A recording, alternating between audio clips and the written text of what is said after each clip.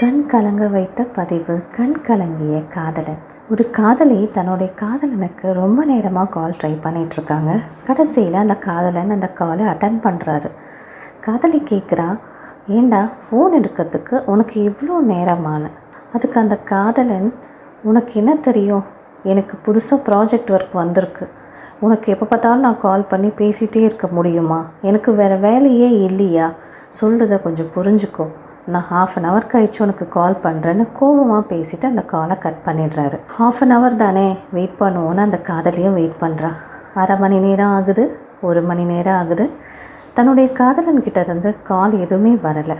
கடைசியாக நம்மளே அவருக்கு கால் பண்ணிட்டா என்னன்ட்டு திரும்பவும் காதலி தன்னோட காதலனுக்கு கால் பண்ணுறாங்க. கால் அட்டன் பண்ண காதலன் ரொம்பவே கோவமாக திட்டுறாரு. உனக்கு ஒரு தடவை சொன்னால் புரியாதா? உனக்கெல்லாம் அறிவே இல்லையா? ஏன் இந்த மாதிரி நீ நடந்துக்கிற? 1/2 hourல ஃபோன் பண்ணுறேன்னு சொன்னால் நான் ஃபோன் பண்ணி தான் ஆகணுமா? அப்படின்னு கோவமாக பேசுகிறாரு. இவ்வளோ கோவத்தை எதிர்பார்க்காத காதலி தன்னுடைய காதலன்கிட்ட, ஏண்டா இப்படி எல்லாம் பேசுகிற? உங்ககிட்ட பேசணும்னு நினச்சி தானே உனக்கு நான் கால் பண்ணேன், இனிமேல் நான் உன்னை டிஸ்டர்ப் பண்ண மாட்டேன்னு சொல்லிவிட்டு காலை கட் பண்ணிடுறாங்க. 2 நாள் இப்படியே போச்சுங்க. 3ஆவது நாள் தன்னுடைய காதலிக்கு கால் பண்ணலாமேன்னு சொல்லிட்டு ஃபோன் எடுத்து ரொம்ப நேரமாக ட்ரை பண்ணுறாரு. ஆனால் அந்த காதலி கால் பிக் பண்ணவே இல்லை. ஒரு மெசேஜ் ஒன்று போடுறாரு, அம்மா நான் உன்னை ரொம்ப ஹர்ட் பண்ணிட்டேன், என்னை மன்னிச்சிடு, என்னோடய காலை மட்டும் கொஞ்சம் அட்டன் பண்ணுன்னு சொல்லிட்டு மெசேஜ் போடுறாரு. அந்த மெசேஜையும் அந்த காதலி பார்க்கவே இல்லைங்க. திரும்பவும் கால் ட்ரை பண்ணும்போது தன்னுடைய காதலியோட அம்மா தான் அந்த ஃபோனை அட்டன் பண்ணுறாங்க.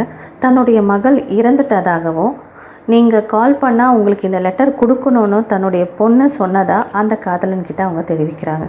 இந்த அதிர்ச்சி தாங்க முடியாத காதலன் மிக விரைவாக தன்னுடைய காதலி வீட்டுக்கு போய் பார்க்குறாரு.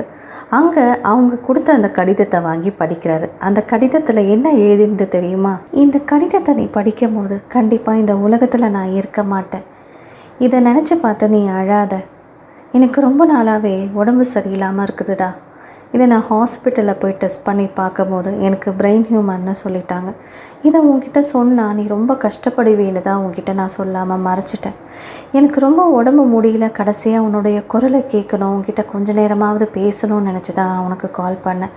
ஏன்னா நான் உன் கூட இருந்த நாட்கள் எல்லாமே மிகவும் அழகான நாட்கள், அது திரும்பவும் எனக்கு கிடைக்காதா? நிறைய நாள் ஏங்கியிருக்கேன். உன்னை விட்டு இவ்வளோ சீக்கிரமாக போகிறது எனக்குமே கஷ்டம்தான்.